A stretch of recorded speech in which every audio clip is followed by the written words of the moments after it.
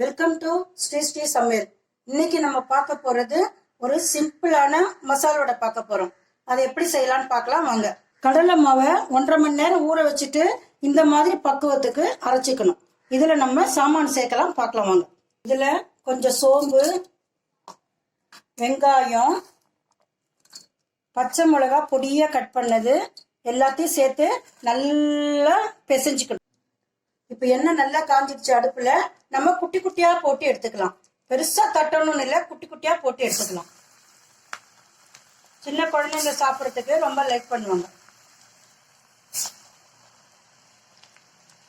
மிதமான அளவு தீ வைங்க.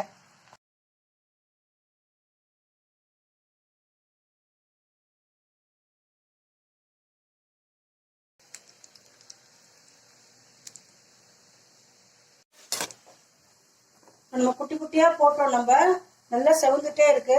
இன்னும் கொஞ்சம் நல்லா செவந்தாதான் முறுமுறுன்னு இருக்கும். நல்லா செவந்துடுச்சு. இதை நம்ம ஒரு பவுல்ல எடுத்துடலாம்.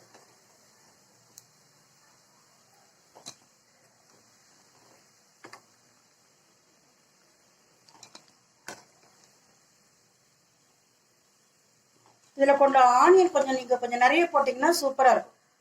ஒரு ஈடு எடுத்துட்டோம். நம்ம அடுத்த ஈடும் அதே மாதிரி நான் போட போறேன்.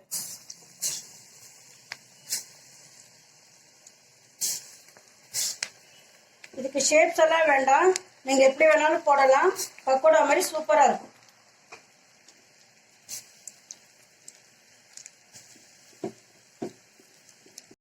சூப்பரான சுவையான வீட்டிலே செஞ்ச மசால் வடை ரெடி.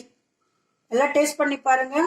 லைக் பண்ணுங்க, ஷேர் பண்ணுங்க, கமெண்ட் பண்ணுங்க. நன்றி.